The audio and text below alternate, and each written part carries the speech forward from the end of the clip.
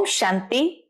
आज 4 नवंबर 2025 के बाबा के अनमोल मधुर महावाक्य सुनेंगे। आज की बाबा की मुरली में बाबा कहे, तुम सत्य बाप के द्वारा सत्य ज्ञान सुनते हो, जिस सत्य ज्ञान के द्वारा सदगति होती है। दुनिया के अंदर मनुष्य कोई भी किसी की सदगति नहीं कर सकते हैं, क्योंकि सदगति करने के लिए बाप का वरदान चाहिए। दुनिया के अंदर सभी मनुष्य रावण के श्राप में है, और इसलिए जहां रावण का श्राप है वहां दुर्गति है। जब अति दुर्गति हो जाती है तब बाप आकर के सदगति ले जाने का सत्य ज्ञान और वरदान देते हैं। साथ ही साथ बाबा कहते हैं, बाबा सत्य बाप है, सत्य टीचर है और सतगुरु है। सत्य बाप आकर के श्रेष्ठ पालना करते हैं, सत शिक्षक श्रेष्ठ पढ़ाई पढ़ाते हैं और सतगुरु के द्वारा वरदान प्राप्त होते हैं। यह महिमा बाप की है। श्री कृष्ण की यह महिमा कभी हो नहीं सकती। उसको कोई बाप नहीं कहेंगे, न कोई उनको सुप्रीम टीचर कहेंगे, न उसको गुरु कह सकते हैं। तो इसीलिए बाबा कहते, वो है ही सतयुग का पहला प्रिंस, सदगति में है। दुर्गति का कोई सवाल ही नहीं, जो किसी को दुर्गति से सदगति की ओर ले चले। तो ऐसे ऐसे बाप की महिमा करने से सत्य स्पष्ट होने लगता है और मनुष्य को समझ में भी आने लगता है। तो सुनते हैं आज के बाबा के अनमोल मधुर महावाक्य। ओम शांति। मीठे बच्चे, अभी तुम सत्य बाप द्वारा सत्य देवता बन रहे हो, इसलिए सतयुग में सत्संग करने की जरूरत नहीं। सतयुग के अंदर है ही सब सदगति में, तो सत्संग करने की जरूरत नहीं। आज की मुरली से प्रश्न है, सतयुग में देवताओं से कोई भी विकर्म नहीं हो सकता, क्यों? उत्तर है, क्योंकि उन्हें सत्य बाप का वरदान मिला हुआ है, इसलिए कोई विकर्म हो नहीं सकता। विकर्म तब होता है जब रावण का श्राप मिलने लगता है। सतयुग त्रेता में है ही सदगति, उस समय दुर्गति का नाम नहीं, विकार ही नहीं जो विकर्म हो। द्वापर कलयुग में सबकी दुर्गति हो जाती, इसीलिए विकर्म होते रहते हैं। यह भी समझने की बातें हैं। ओम शांति। मीठे मीठे रूहानी बच्चों प्रति बाप बैठ समझाते हैं। यह सुप्रीम बाप भी है, सुप्रीम टीचर भी है, सुप्रीम सतगुरु भी है। बाप की ऐसी महिमा बताने से ऑटोमेटिकली सिद्ध हो जाता है कि श्री कृष्ण किसी का बाप हो नहीं सकता। वह तो छोटा बच्चा, वह तो छोटा बच्चा है, सतयुग का प्रिंस है, वह टीचर भी नहीं हो सकता। खुद ही बैठकर टीचर से पढ़ते हैं। गुरु तो वहां होता नहीं, क्योंकि वहां सब सदगति में है। आधा कल्प है सदगति, आधा कल्प है दुर्गति, तो वहां है सदगति, इसलिए ज्ञान की वहां दरकार नहीं रहती, नाम भी नहीं। सतयुग के अंदर ज्ञान का नाम भी नहीं है, क्योंकि ज्ञान से 21 जन्मों के लिए सदगति मिलती है। तो द्वापर से कलयुग अंत तक है दुर्गति, तो श्री कृष्ण फिर द्वापर में कैसे आ सकता है? तो यह भी किसी को ध्यान में नहीं आता। एक एक बात में बहुत ही गुह्य राज भरा हुआ है। श्री कृष्ण के विषय में एक एक बात में बहुत गुह्य राज भरा हुआ है, जो समझाना बहुत जरूरी है। वह सुप्रीम बाप, सुप्रीम टीचर है। शिव बाबा सुप्रीम बाप, सुप्रीम टीचर है। अंग्रेजी में सुप्रीम ही कहा जाता है, सुप्रीम से आगे कोई शब्द नहीं। अंग्रेजी अक्षर कुछ अच्छे होते हैं, जैसे ड्रामा अक्षर है। ड्रामा को नाटक नहीं कहेंगे, नाटक में तो अदली बदली होती है। ड्रामा एक बार शूट हो गया तो अदली बदली नहीं हो सकता। यह सृष्टि का चक्र फिरता है, ऐसे कहते भी है, परंतु कैसे फिरता है, हूबहू फिरता है या चेंज होती है, ये किसको भी पता नहीं है। कहते भी है, क्या कहते हैं, बनी बनाई बन रही, अब कुछ बनने नाही।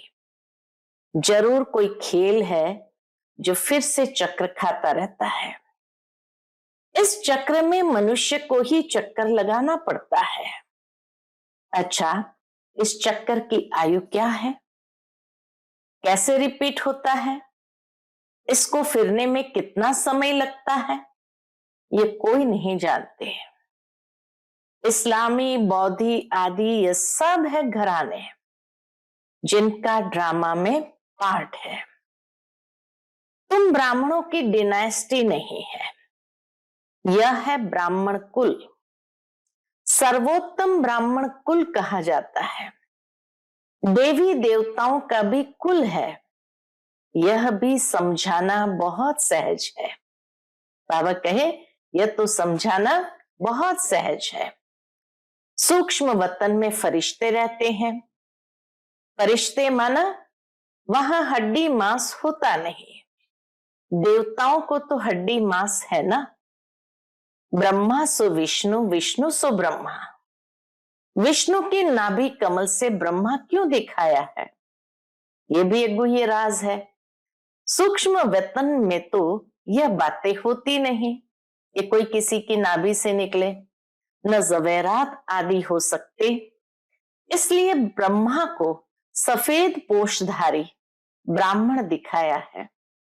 ब्रह्मा साधारण मनुष्य बहुत जन्म के अंत में गरीब हुआ ना।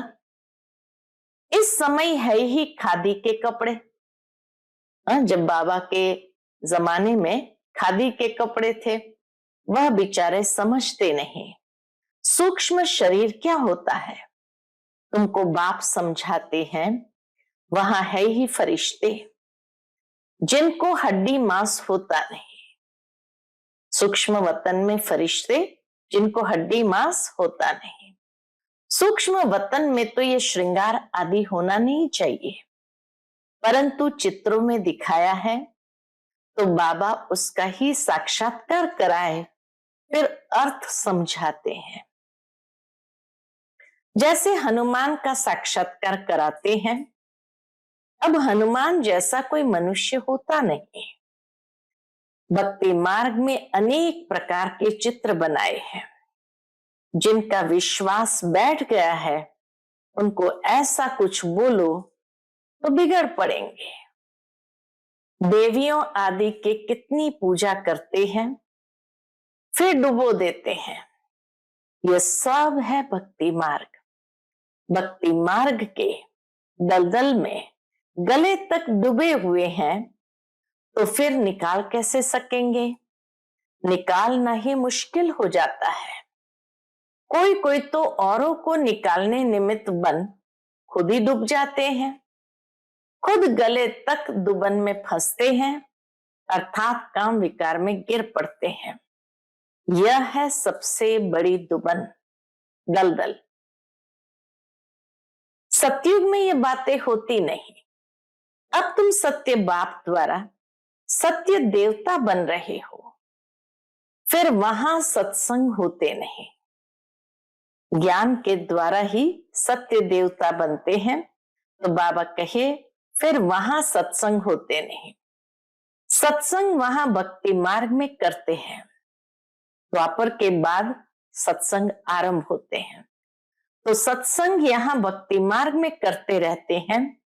समझते हैं सब ईश्वर के रूप है, कुछ भी नहीं समझते, बाप बैठ समझाते हैं। कलयुग में है सब पाप आत्माएं, सतयुग में होते हैं पुण्य आत्माएं। रात दिन का फर्क है, तुम अभी संगम पर हो। कलयुग और सतयुग दोनों को जानते हो। संगम पर होने कारण दोनों को अच्छी तरह से जानते हो। मूल बात है इस पार से उस पार जाने की, कलयुग के इस पार से सतयुग के उस पार जाने की। क्षीर सागर और विषय सागर का गायन भी है, परंतु अर्थ कुछ नहीं समझते। न कृष्ण के बारे में समझते हैं, न सूक्ष्म वतन के विषय में समझते हैं, न ब्रह्मा सु विष्णु, विष्णु सु ब्रह्मा के बारे में समझते हैं। और बाबा कहे न विषय सागर और क्षीर सागर के विषय में कुछ जानते हैं। शास्त्र में सारी बातें दिखाई जरूर है, लेकिन अर्थ कोई भी नहीं जानते। अभी बाप बैठ कर्म अकर्म का राज समझाते हैं। कर्म तो मनुष्य करते ही है, फिर कोई कर्म अकर्म होते हैं, कोई विकर्म होते हैं। रावण राज्य में सब कर्म विकर्म हो जाते हैं। सतयुग में विकर्म होता नहीं, क्योंकि वहां है राम राज्य। बाप से वरदान पाए हुए हैं। रावण देते हैं श्राप। ये सुख और दुख का खेल है ना। दुख में सब बाप को याद करते हैं, सुख में कोई याद नहीं करते। वहां विकार होते नहीं। बच्चों को समझाया है, सैपलिंग लगाते हैं। ये सैपलिंग लगाने की रस्म भी अभी पड़ी है। बाप ने सैपलिंग लगाना शुरू किया है। आगे जब ब्रिटिश गवर्नमेंट थी तो कभी अखबार में नहीं पढ़ता था कि झाड़ों का सैपलिंग लगाते हैं। ऐसी बातें कभी सुनते नहीं थे। अब बाप बैठ देवी देवता धर्म का सैपलिंग लगाते हैं और कोई सैपलिंग नहीं लगाते। बहुत धर्म है, देवी देवता धर्म प्राय लोप है। धर्म भ्रष्ट कर्म भ्रष्ट होने के कारण नाम ही उल्टा सुल्टा रख दिया है। जो देवता धर्म के हैं उन्हों को फिर उसी देवी देवता धर्म में आना है। हर एक को अपने धर्म में ही जाना है। जैसे सेक्शन बने हुए हैं तो हर एक धर्म वाले को अपने धर्म में ही जाना है। क्रिश्चियन धर्म का निकलकर फिर देवी देवता धर्म में आ नहीं सकेंगे। मुक्ति तो हो ना सके। हाँ, कोई देवी देवता धर्म का कन्वर्ट होकर क्रिश्चियन धर्म में चला गया होगा तो वह फिर लौटकर अपने देवी देवता धर्म में आ जाएगा। उनको यह ज्ञान और योग बहुत अच्छा लगेगा।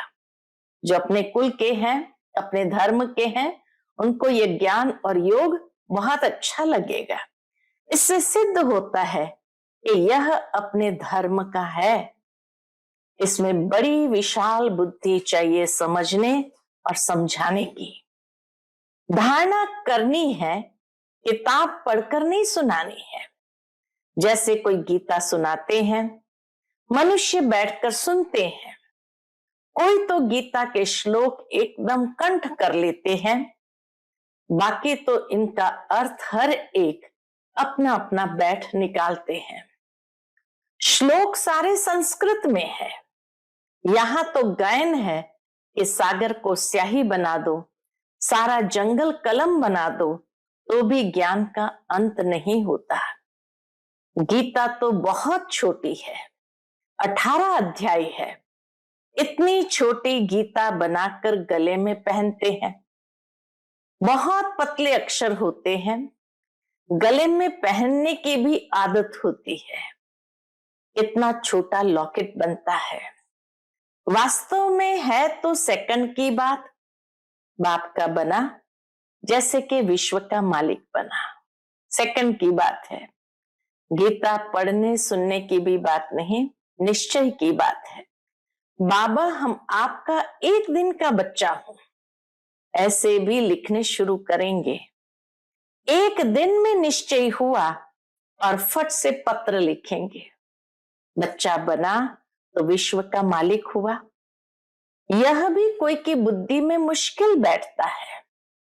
तुम विश्व के मालिक बनते हो ना, वहां और कोई खंड नहीं रहता। सतयुग में और कोई खंड नहीं रहता। नाम निशान गुम हो जाता है। कोई को मालूम भी नहीं रहता कि ये खंड थे। ऐसे 5 खंड थे, ये किसी को मालूम भी नहीं रहता। अगर थे तो जरूर उनकी हिस्ट्री ज्योग्राफी चाहिए, वहां ये होते ही नहीं। इसलिए कहा जाता है तुम विश्व के मालिक बनने वाले हो। एक ही खंड होता है तो एक ही विश्व है, तो इसीलिए विश्व के मालिक कहा जाता है। बाबा ने समझाया है, मैं तुम्हारा बाप भी हूं, ज्ञान का सागर हूं। ये तो बहुत ऊंच ते ऊंच ज्ञान है जिससे हम विश्व के मालिक बनते हैं। इस सत्य ज्ञान से ही विश्व के मालिक बनते हैं। हमारा बाप सुप्रीम है, सत्य बाप, सत्य टीचर है, सत्य सुनाते हैं, बेहद की शिक्षा देते हैं, बेहद का गुरु है, सबकी सदगति करते हैं। एक की महिमा की तो वो महिमा फिर दूसरे की हो नहीं सकती। फिर वह आप समान बनाए तब हो सकते। तो तुम भी पतित पावन ठहरे। सत नाम लिखते हैं, पतित पावनी गंगाएं ये माताएं हैं। बाबा कहे सत्य बात है कि पतित पावनी गंगाएं कौन है? ये माताएं हैं। शिव शक्ति कहो, शिववंशी कहो, शिववंशी ब्रह्मा कुमार कुमारियां। शिववंशी तो सब है, सारे संसार की आत्माएं शिववंशी है। बाकी ब्रह्मा द्वारा रचना रचते हैं तो संगम पर ही ब्रह्मा कुमार कुमारियां होते हैं। ब्रह्मा द्वारा एडॉप्ट करते हैं। पहले पहले होते हैं ब्रह्मा कुमार कुमारियां। कोई भी ऐतराज उठाते हैं तो उसको बोलो ये प्रजापिता है, इनमें प्रवेश करते हैं। प्रजापिता में परमात्मा प्रवेश करते हैं। बाप कहते हैं बहुत जन्म के अंत में मैं प्रवेश करता हूं। दिखाते हैं विष्णु की नाभि से ब्रह्मा निकला। अच्छा, विष्णु फिर किसकी नाभि से निकला? उसमें एरो का निशान दे सकते हो कि दोनों ओत प्रोत है। विष्णु की नाभि से ब्रह्मा निकला और ब्रह्मा की नाभि से विष्णु निकला, ऐसे एरो दे सकते हैं, अर्थात कि दोनों ओत प्रोत है। ब्रह्मा सो विष्णु, विष्णु सो ब्रह्मा। यह उनसे व उनसे पैदा हुआ है। इनको लगता है 1 सेकंड, ब्रह्मा से विष्णु बनने में 1 सेकंड, और उनको लगता है 5000 वर्ष। विष्णु से ब्रह्मा बनने में 5000 वर्ष। ये वंडरफुल बातें हैं ना, तुम बैठ समझाएंगे। बाबा कहते ये वंडरफुल बातें हैं ना, तुम बैठ समझाएंगे। बाप कहते हैं लक्ष्मी नारायण 84 जन्म लेते हैं, फिर उनके ही बहुत जन्म के अंत में मैं प्रवेश कर ये बनाता हूं, पुनः लक्ष्मी नारायण बनाता हूं। समझने की बात है ना। बैठो तो समझाए कि इनको ब्रह्मा क्यों कहते हैं। सारी दुनिया को दिखाने के लिए ये चित्र बनाए हैं। हम समझा सकते हैं, समझने वाले ही समझेंगे, नहीं समझने वाले के लिए कहेंगे ये हमारे कुल का नहीं है। बेचारा भल वहां आएगा परंतु प्रजा में। हमारे लिए तो सब बेचारे हैं ना। गरीब को बेचारा कहा जाता है। कितनी पॉइंट्स बच्चों को धारण करने हैं, भाषण करना होता है टॉपिक्स पर। ये टॉपिक कोई कम है क्या? कौन सा? प्रजापिता ब्रह्मा और सरस्वती 4 भुजाएं दिखाते हैं। तो दो भुजा बेटी की हो जाती है, युगल तो है नहीं। युगल तो वास्तव में बस विष्णु ही है। ब्रह्मा की बेटी है सरस्वती, शंकर को भी युगल नहीं है। इस कारण शिव शंकर कह देते हैं। अब शंकर क्या करते हैं? विनाश तो एटॉमिक बॉम्ब से होता है। बाप कैसे बैठ बच्चों का मौत कराएंगे? ये तो पाप हो जाएगा। इसलिए बाबा कहे मैं कोई विनाश नहीं कराता हूं। तो बाप कैसे बैठ बच्चों का मौत कराएंगे? ये तो पाप हो जाए। बाप तो और ही सबको शांति धाम वापस ले जाते हैं, बिगर मेहनत, हिसाब किताब चुकतू कर सब घर जाते हैं, क्योंकि कयामत का समय है। बाप आते ही है सर्विस पर, सबको सदगति दे देते हैं। तुम भी पहले गति में फिर सदगति में आएंगे। ये बातें समझने की है। इन बातों को जरा भी कोई नहीं जानते। तुम देखते हो कोई तो बहुत माथा खपाते हैं, बिल्कुल समझते नहीं।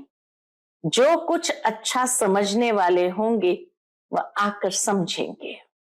बोलो एक एक बात पर समझना है तो टाइम दो। यहां तो सिर्फ हुक्म है, सबको बाप का परिचय दो। यह है ही कांटों का जंगल, क्योंकि एक दो को दुख देते रहते हैं।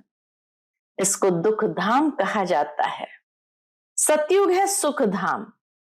दुख धाम से सुख धाम कैसे बनता है ये तुमको समझाए। लक्ष्मी नारायण सुखधाम में थे, फिर ये 84 जन्म ले दुखधाम में आते हैं। ये ब्रह्मा का नाम भी कैसे रखा? बाप कहते मैं इसमें प्रवेश कर बेहद का सन्यास कराता हूं। फट से सन्यास करा देते हैं, क्योंकि बाप को सर्विस करानी है। इसलिए बच्चों को फट से सन्यास करा देते हैं, क्योंकि बाप को सर्विस करानी है। वही कराते हैं। इनके पिछाड़ी बहुत निकले जिनका नाम बैठ रखा। वह लोग फिर बिल्ली के पुंगरे बैठ दिखाते हैं कि आग में बिल्ली के पुंगरे सेफ रहे। ये सब है दंत कथाएं।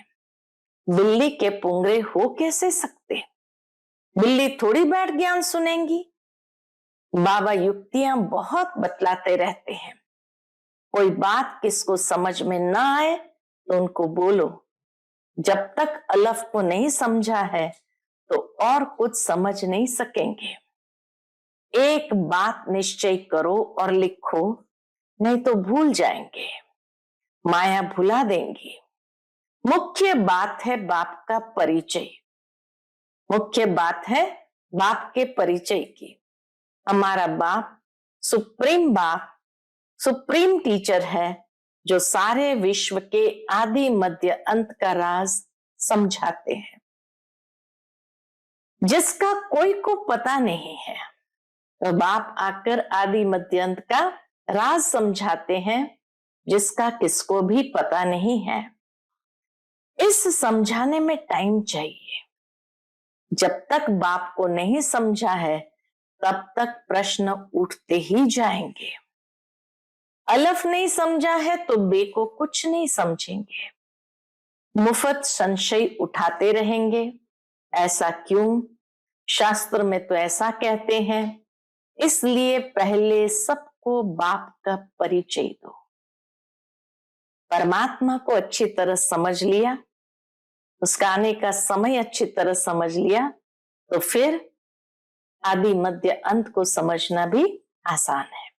अच्छा, मीठे मीठे सिक्किलधे बच्चों प्रति माता पिता बाप दादा का याद प्यार और गुड मॉर्निंग। रूहानी बाप की रूहानी बच्चों को नमस्ते।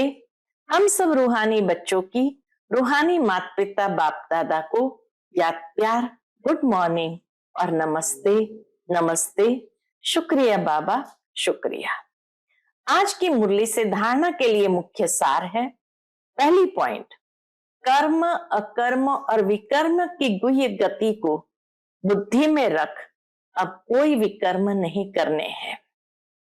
ज्ञान और योग की धारणा करके दूसरों को सुनाना है। दूसरी पॉइंट, सत्य बाप की सत्य नॉलेज देकर मनुष्य को देवता बनाने की सेवा करनी है। विकारों के दलदल से सबको निकालना है। आज का बाप दादा का मधुर वरदान हम बच्चों के प्रति है, अलौकिक नशे की अनुभूति द्वारा निश्चय का प्रमाण देने वाले सदा विजयी भव। अलौकिक नशे की अनुभूति द्वारा निश्चय का प्रमाण देने वाले सदा विजयी भव। अलौकिक रूहानी नशा निश्चय का दर्पण है। निश्चय का प्रमाण है नशा और नशे का प्रमाण है खुशी। जो सदा खुशी और नशे में रहते हैं उनके सामने माया की कोई भी चाल चल नहीं सकती। बेफिक्र बादशाह की बादशाही के अंदर माया आ नहीं सकती। अलौकिक नशा सहज ही पुराने संसार व पुराने संस्कार भुला देता है। इसलिए सदा आत्मिक स्वरूप के नशे में, अलौकिक जीवन के नशे में, फरिश्तेपन के नशे में या भविष्य के नशे में रहो तो विजयी बन जाएंगे। आज का स्लोगन है, मधुरता का गुण ही ब्राह्मण जीवन की महानता है। इसीलिए मधुर बनो और मधुर बनाओ। मधुरता का गुण ही ब्राह्मण जीवन की महानता है, इसलिए मधुर बनो और मधुर बनाओ। आज का अव्यक्त इशारा, अशरीरी व विदेही स्थिति का अभ्यास बढ़ाओ। उसके अंतर्गत जैसे विदेही बाप दादा को देह का आधार लेना पड़ता है बच्चों को विदेही बनाने के लिए, ऐसे आप सभी जीवन में रहते, देह में रहते विदेही आत्मा स्थिति में स्थित हो, विदेही आत्मा स्थिति में स्थित हो। इस देह द्वारा करावनहार बन करके कर्म कराओ। यह देह करनहार है, आप देही करावनहार हो। इस स्थिति को विदेही स्थिति कहते हैं। इसी को ही फॉलो फादर कहा जाता है। बाप को फॉलो करने की स्थिति है, सदा अशरीरी भव, विदेही भव, निराकारी भव। अच्छा, ओम शांति।